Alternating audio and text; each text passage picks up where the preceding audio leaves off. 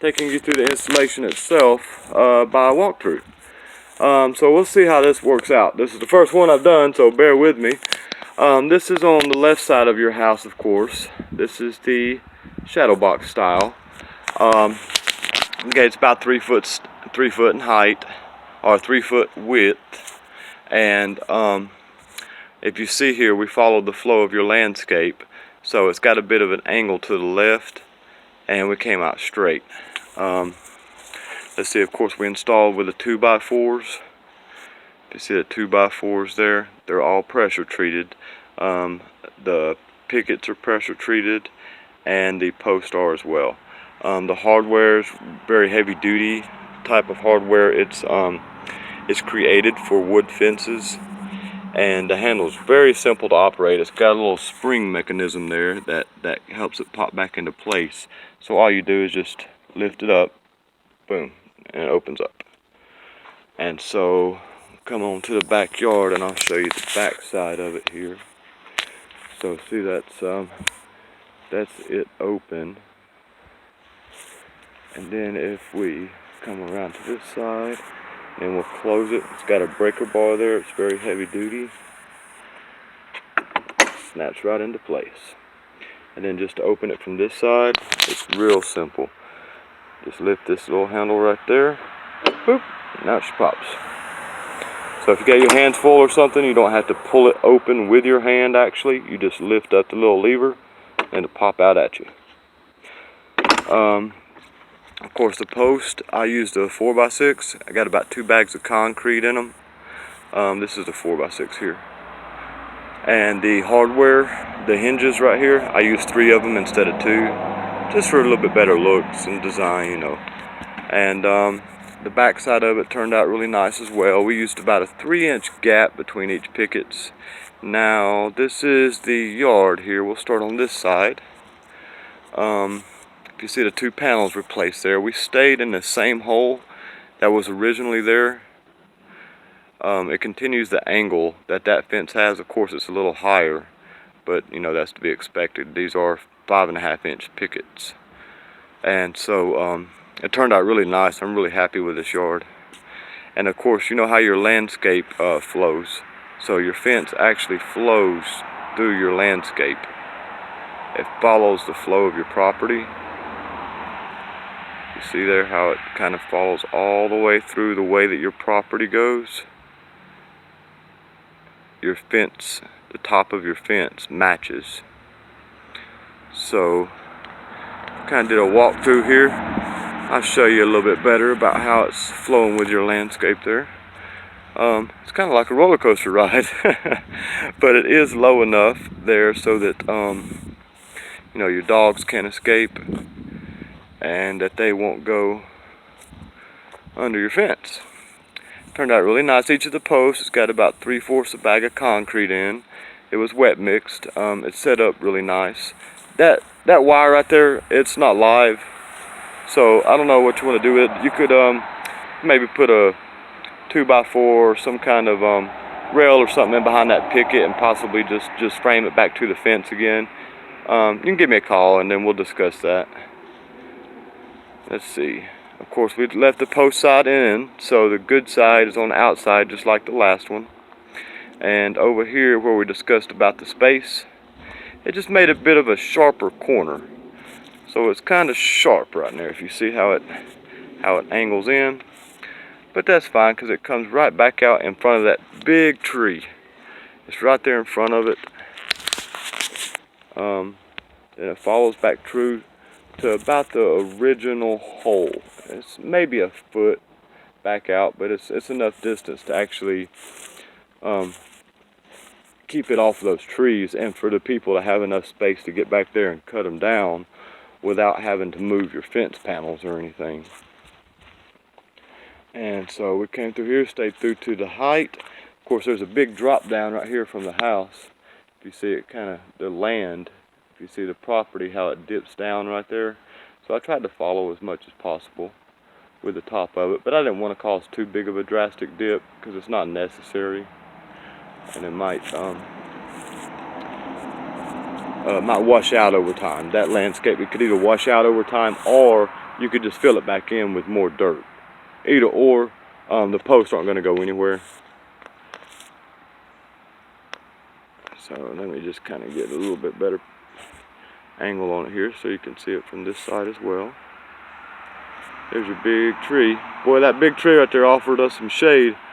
That thing was nice. We spent about half the time up under that monster. Alright, comes on through here. And that's the new and improved Iris and Thomas's place. There's a beautiful shadow box fence. I'm really happy the way this fence come out. I love the way the pickets are, pressure treatment, really nice color, and it stayed beautiful like this for many years. And here's the gate hardware. Now this is the double drive, and there was a bit of a finagle. Now the double drive, you know, I remember you mentioning that you wanted the 10-foot double drive. Now you have an air conditioning unit that's right beside the house on the outside of this gate, which I'll show you in a minute. So one of these gates is a little bit shorter than the other one because I needed to bring the post over, so if somebody was to come back into the backyard, they would be able to clear it.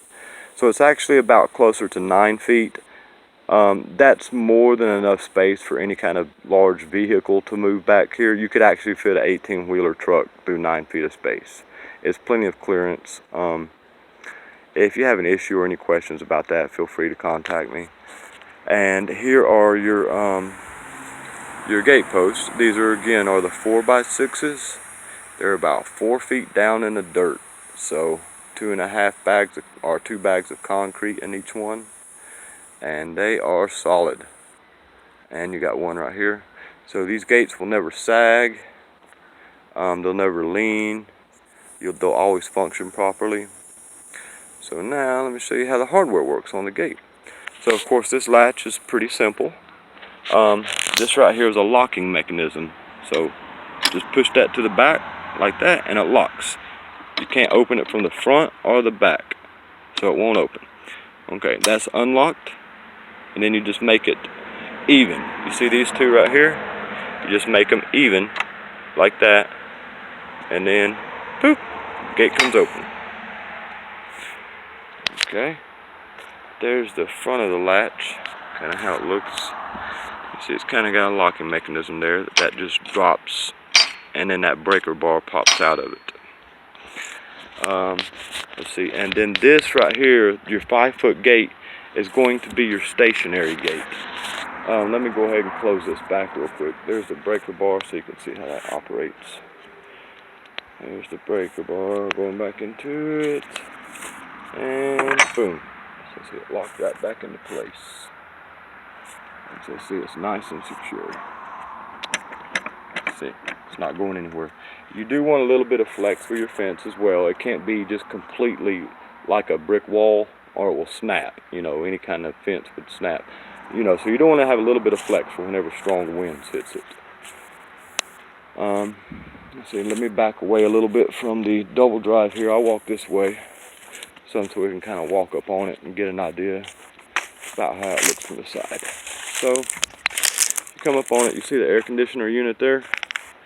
So, if I would have came over a foot further to the right, that's too steep of a drop off. No one would ever need to drive that far over for anything, because you know, they might take a chance on getting off in that ditch or something. But you know, now you're guaranteed to have enough clearance from that air conditioner unit to fit anything you need to back here if you got to drive something back here. So the hinges right there, those are my favorite. I love them. These are called the butterfly hinges.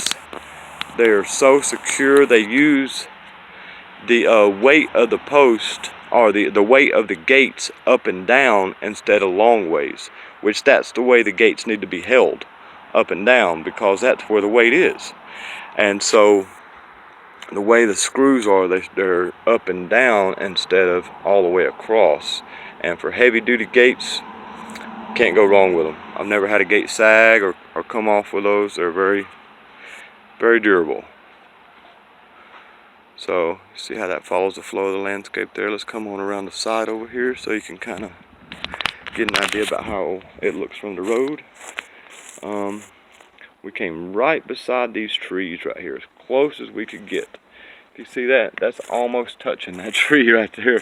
Well, it is touching it at the bottom, but I know you mentioned that you were having some people come back here to remove these, so just tell them to be careful with your fence.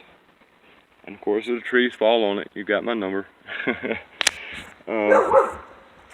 see, it comes back through here. This is pretty close. This is really close to the original line. The original line was just right up against it on the tree, and you know you don't want it that close. So come on around this way. I'll show you how this looks. And this back here, there's a lot of barbed wires and stuff back. Briar bushes. So of course, there's the way it looks, kind of from this side and this angle. The way that the corner worked out there, really nice, really crisp. Let's see, let me come out to the road here so we can get a good look. So, people driving down the main street here, I don't know what this is, but this is the back side of your fence, or the front side of your fence, I'm sorry. The one where, you know, the store right down the road. So if they're driving down, this is what they see.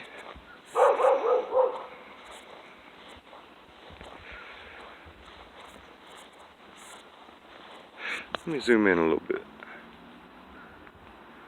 There we go.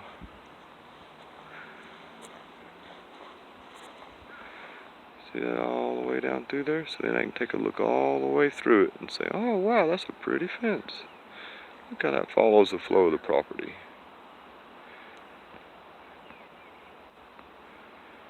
Really nice. And of course, if you want to, you can stain it any color you want to or paint it. Preferably, I like this. I like the wood look. I think it's really nice. Pops really nice. So we'll walk on down this way a little bit further, and then I'll have to cut this off because I don't know how much storage I can actually send. Hopefully I can. This video isn't too long, and I'll be able to send it to you guys. But there we go. Cuts back down through right there into your side of the tree, and that is it. And from